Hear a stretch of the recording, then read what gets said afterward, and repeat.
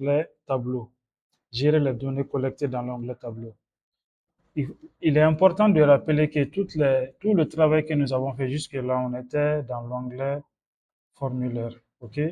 Nous avons 4 onglets ici. Nous avons l'onglet Sommaire qui est là, l'onglet Formulaire qui est là, et maintenant nous allons voir l'onglet Données. Lorsqu'on vient dans l'onglet Données ici, nous allons voir ici plusieurs champs.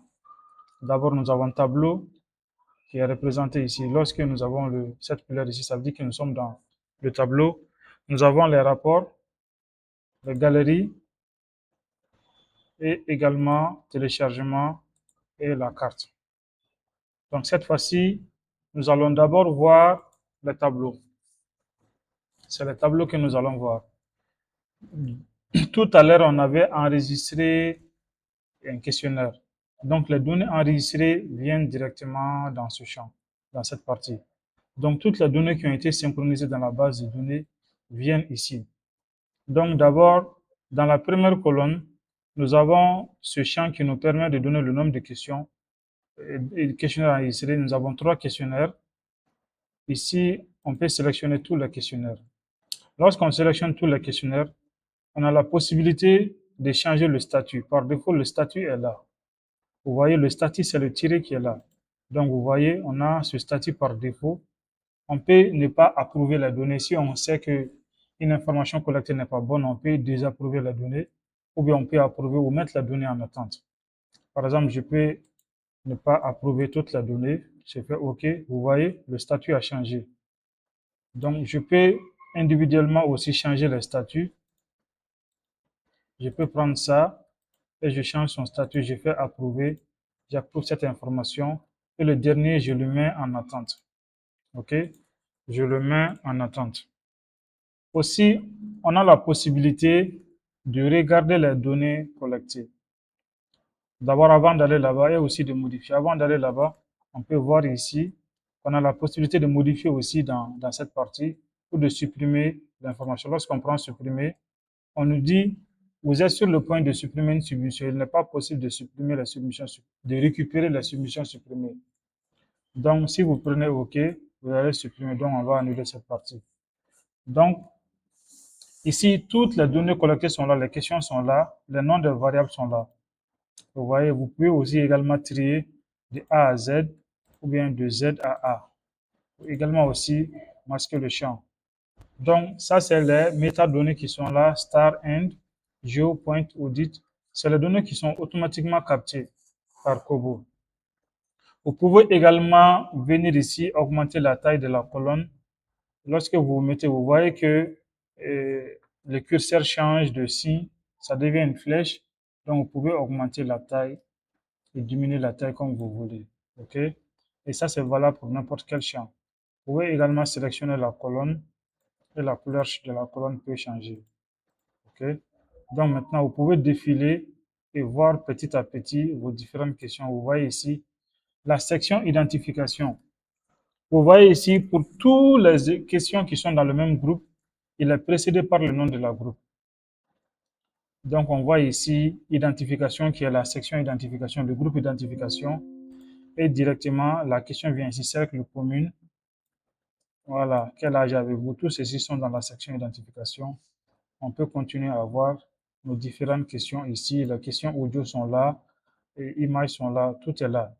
Et à la fin, vous allez voir les métadonnées également, le nom d'utilisateur par défaut qui est là, les questions calculées et cachées qu'on a mis, le taux de dollar est là, qu'on ne voyait pas, les champs calculés sont là, qu'on ne voyait pas également, et le taux du dollar, tout est là.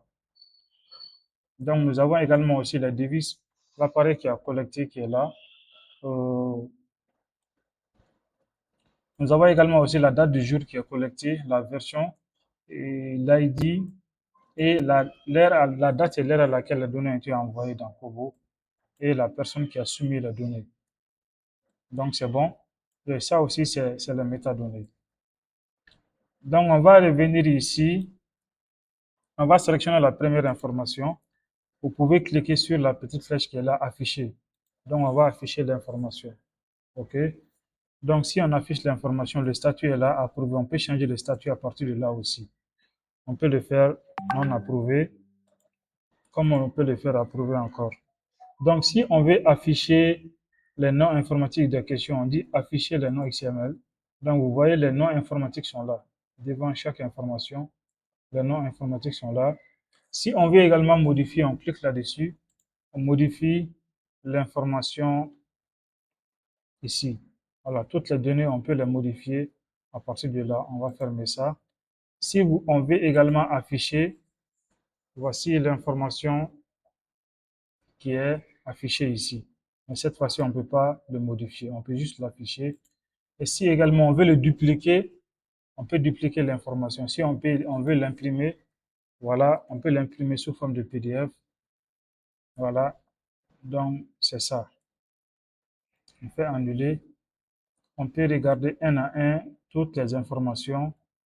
Voilà, voici les différents points ici, avec les longitudes, latitudes et les différentes précisions.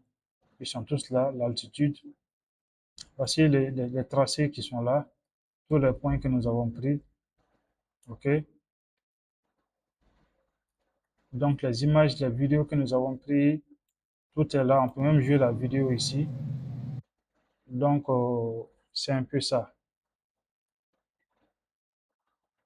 Donc actualiser la submission. Si par exemple on avait fait des modifications, on peut actualiser et directement il allait prendre en compte. Donc on peut défiler.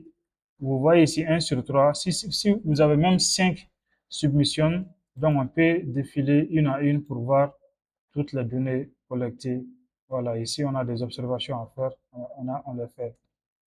Mais il ne faut pas oublier que lorsqu'on modifie une information, la date à laquelle on a modifié sera prise en compte et l'appareil avec lequel nous avons modifié l'information sera également prise en compte.